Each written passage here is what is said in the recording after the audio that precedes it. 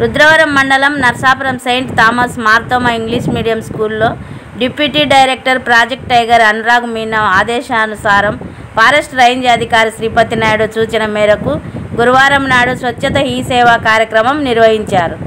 ఈ కార్యక్రమంలో ముఖ్య అతిథులుగా school principal David John Varghese మరియు నర్సాపురం సర్పంచ్ జి శాంతకుమారి, జి పెద్దపక్కిరయ్య పాల్గొన్నారు.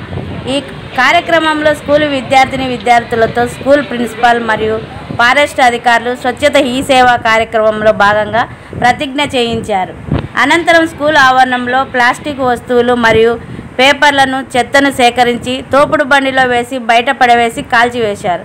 ఇందులో భాగంగా ఫారెస్ట్ సెక్షన్ ఆఫీసర్ శ్రీనివాసరెడ్డి మాట్లాడుతూ, మన రాష్ట్ర ప్రభుత్వం ఎంతో ప్రతిష్టాత్మకంగా నిర్వహించే స్వచ్ఛత ఈ సేవా కార్యక్రమం సెప్టెంబర్ 17 నుంచి అక్టోబర్ 2వ తారీఖు వరకు అంటే గాంధీ జయంతి రోజు వరకు ఈ కార్యక్రమం రాష్ట్ర వ్యాప్తంగా నిర్వహించడం జరుగుతుందని, గాంధీ గారి ఆశయం నెరవేర్చాలనే ఉద్దేశంతో పరిసరాలు పరిశుభ్రత, వ్యక్తిగత శుభ్రత పాటించాలని, తద్వారా కుటుంబం అభివృద్ధితో పాటు దేశాభివృద్ధి తోడ్పడే విధంగా అందరూ భాగస్వాములు కావాలని ఆయన తెలిపారు. పరిసరాలు మరియు పర్యావరణం పరిశుభ్రత పెంపొందించుకునే దిశగా రాష్ట్రం ముందుకు వెళ్లాలని ప్రభుత్వం గుర్తించి ఈ కార్యక్రమాన్ని రూపొందించారని ఆయన కొనియాడారు. ఈ కార్యక్రమంలో school principal David John Varghese, sarpanch G Shanthakumari, Peddapakkirayya, DRO Murtuzavali, FSO Srinivasareddy, FSO Maktar Basha, FSO Ranamma మరియు ఫారెస్ట్ సిబ్బంది, ప్రొటెక్షన్ వాచర్లు, ఉపాధ్యాయురాలు, విద్యార్థులు, పారిశుద్ధ కార్మికులు తదితరులు పాల్గొన్నారు.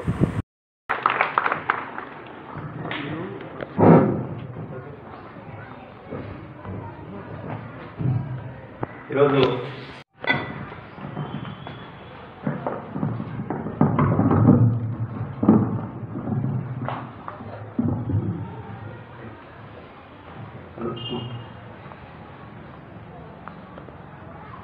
మహాత్మా గాంధీకి కేవలం రాజకీయ స్వాతంత్రమునే కాక స్వచ్ఛమైన భారతదేశ అభివృద్ధిని కూడా ఆకాంక్షించారు.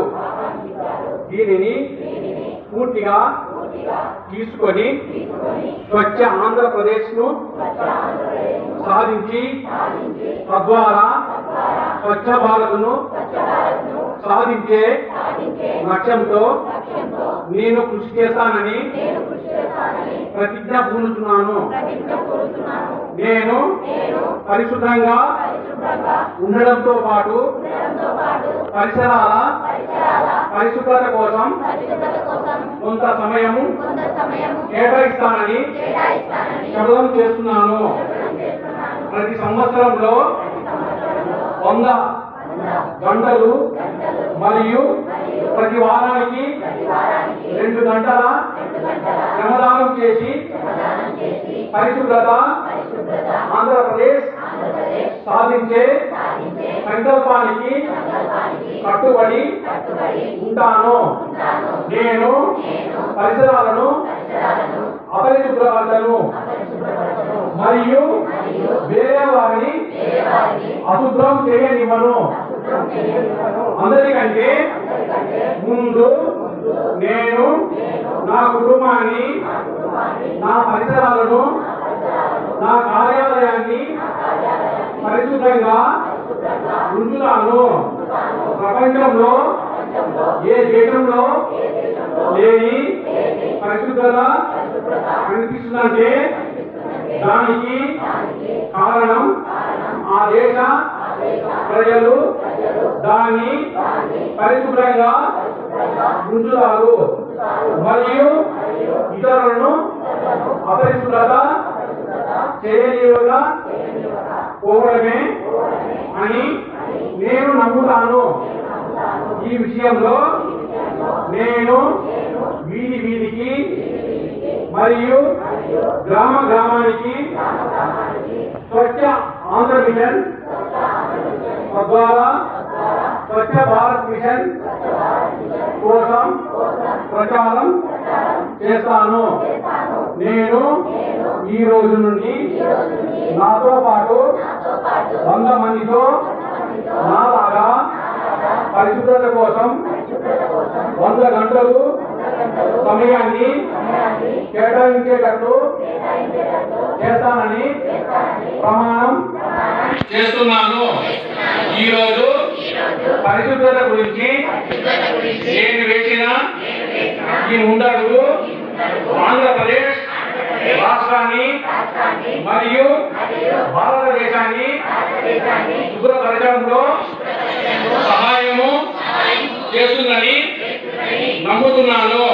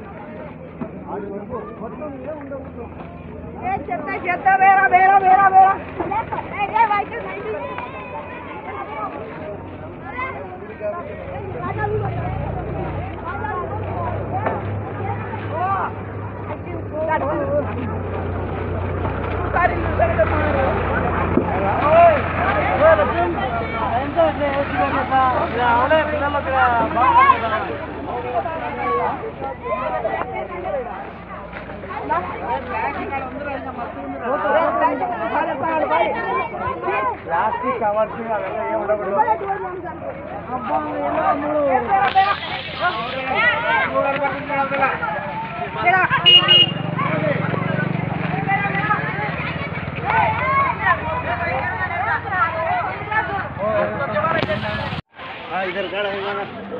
इधर का फोटो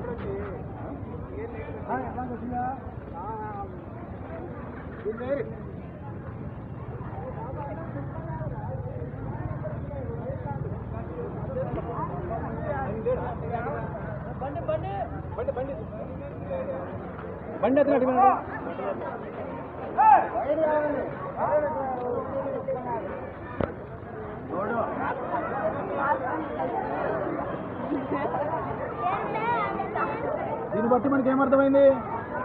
చిన్నవి ఏడ పాడేయకుండా చేసుకోవాలి.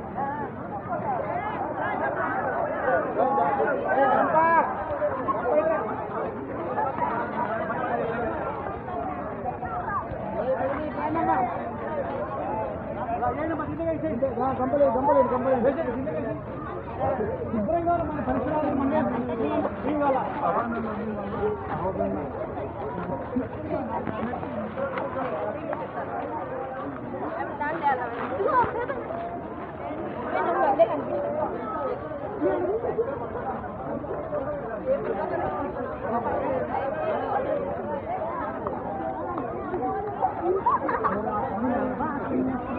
భూమిలో కలవడానికి 200 సంవత్సరాలు పడుతుంది. మొత్తం టోటల్ క్లీన్ చేయాలి.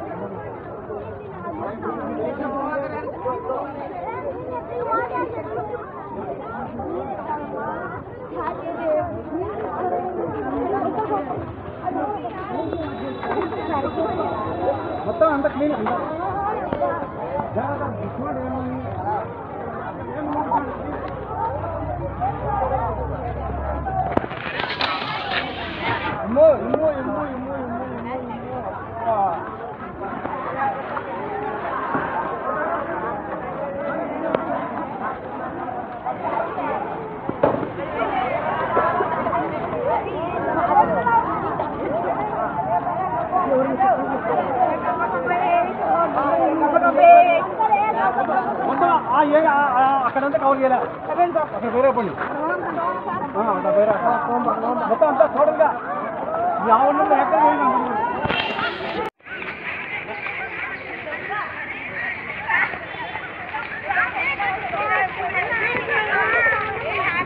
రండి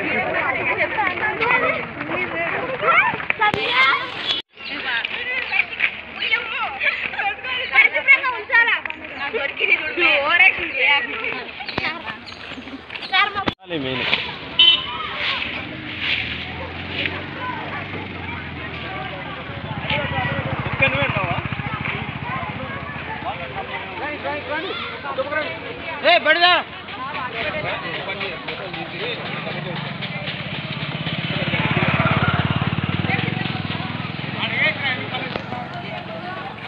తోటి సిబ్బందికి ముఖ్యంగా మాకు ఈ అవకాశం కల్పించిన స్మార్ట్ హోమ్ స్కూల్ ప్రిన్సిపల్ గారికి విద్యార్థులకు అందరికీ పేరు పేరున నమస్కారాలు తెలియజేస్తున్నాను. ఈరోజు మనం గత 10 సంవత్సరాల నుంచి ప్రభుత్వము ఈ స్వచ్ఛ భారత్ అభియానాన్ని ప్రోగ్రామ్ 2014 నుంచి జరుగుతుంది. అందులో భాగంగానే ఇప్పుడు మనకు స్వచ్ఛ హీ సేవా 2024 అనే కార్యక్రమాన్ని జరుపుతున్నాము.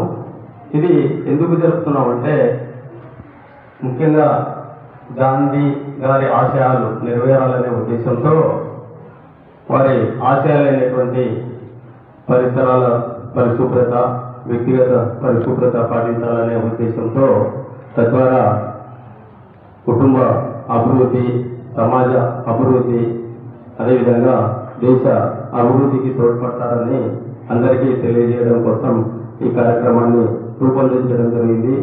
తదనుగుణంగా మనకు ఏ విధంగా అయితే క్లీన్ పరిసరాలు పరిశుభ్రత ఉంటే మనకు క్లీన్లీ ఎన్విరాన్మెంట్ అంటే పరిశుభ్రమైన వాతావరణాన్ని పెంపొందించుకునే దిశగా అడుగులు వేయాల్సిన అవసరం ఉందని ప్రభుత్వం గుర్తించి ఈ కార్యక్రమాన్ని రూపొందించడం జరిగింది. ఇందులో భాగంగానే అంటే పరిశుభ్రమైన ఎన్విరాన్మెంట్ అంటే వాతావరణము, గాలి క్లీన్గా ఉండాలి, పరిసరాలు పరిశుభ్రంగా ఉండాలి. అంటే వ్యక్తిగత పరిశుభ్రతలో భాగంగా మనం రోజు స్నానం చేస్తాము, అందరము నీట్గా డ్రెస్ వేసుకుంటాము, వస్తాము. అలాగే కుటుంబంలో కానీ ఇంటి పరిశుభ్రత కానీ పాటిస్తాము. అలాగే ఇంటి బయట పరిసరాలు కానీ పరిశుభ్రంగా ఉంచుకున్నప్పుడే మనము ఎటువంటి జబ్బులకు లోను కాకుండా ఆరోగ్యకరమైన జీవన విధానాన్ని పాటిస్తూ తద్వారా మనం వ్యక్తి పనిచేసే కెపాసిటీ పెరుగుతుంది కాబట్టి తదనుగుణంగా దేశ ఆర్థిక అభివృద్ధికి కానీ తోడ్పడినట్టు. సో అందుకోసమే ఈ ప్రోగ్రామ్ రూపొందించడం జరిగింది. ముఖ్యంగా మనము ఈరోజు sustainability environment and responsibility environment ప్రతి ఒక్కరూ ఆ దిశగా కృషి చేయాలి. సస్టైనబుల్ ఎన్విరాన్మెంట్ అంటే దీర్ఘకాలికంగా సుస్థిరాభివృద్ధితో కూడిన పర్యావరణాన్ని సాధించే దిశగా అడుగులు వేయాలని అర్థం. అంటే దీర్ఘకాలికంగా అంటే మనం ఊరికే ఒక్కరోజు చేసి పరిసరాలు పరిశుభ్రంగా చేసుకొని ఉండడం కాదు. ప్రతి ఒక్కరూ బాధ్యతాయుతంగా కనీసం వారానికి విద్యార్థులు ప్రతి ఒక్కరు స్కూల్లో ఉండే ప్రతి విద్యార్థి ప్రతి ఇంట్లో తల్లిదండ్రులు మనకు కావాల్సిన పనులు చేసుకోవడానికి దానికి సరిపోతుంది. కనీసం మనం వాటి మీద దృష్టి పెట్టి తెలియజేయడం వల్ల పరిసరాలు పరిశుభ్రంగా ఉంటారా. రెండోది రీయూజ్, మరి తిరిగి వినియోగించాల. సింగిల్ యూజ్ ప్లాస్టిక్ ఉంది, దాన్ని తీసుకోవడం మళ్ళా మనం పాడేయడం అట్లాంటివి చేయకూడదు. మ్యాక్సిమం దాన్ని రీయూజ్ చేయాలి. తర్వాత నెక్స్ట్ స్టేజ్ ఏంటంటే రీసైక్లింగ్ అంటే మళ్ళీ దాన్ని సైక్లింగ్ యూనిట్కు తరలించేలా చేయాలి. ఇంకొకటి వేస్ట్, ఇప్పుడు మనం పరిసరాలు పరిశుభ్రత చేసే దాంట్లో భాగంగా వేస్ట్ సెగ్రిగేషన్ చేసుకోవాలి. అంటే వేస్ట్ను వ్యర్థాన్ని విభజన చేసుకోవాలి. మనకు ఆల్రెడీ ఇంట్లో 3 మున్సిపాలిటీ పంచాయతీ అధికారులు మనకు డబ్బాలు ఇచ్చినారు. ఘన వ్యర్థం, తడి చెత్త, పొడి చెత్త, మెడికల్ వేస్టేజీ, ఈ వేస్టేజీ, ఇట్లా రకరకాల వేస్టేజ్లు డివైడ్ చేసి ఇవ్వండి మాకు అని పారిశుద్ధ కార్మికులు ప్రతిరోజు వచ్చి మన ఇంటి దగ్గరికి వచ్చి చెత్త సేకరణ తీసుకొని వెళ్తున్నారు. అర్థమవుతుందా? అందుకు ఎవరే కానీ బయట లిటర్ పడేయడం కానీ, వ్యర్థం బయట పడేయడం కానీ చేయకూడదు. డస్ట్బిన్ ద్వారానే ఇప్పుడు పారిశుద్ధ కార్మికులకు అందించి సహకరించాలని కోరుతున్నాను. ఇంట్లో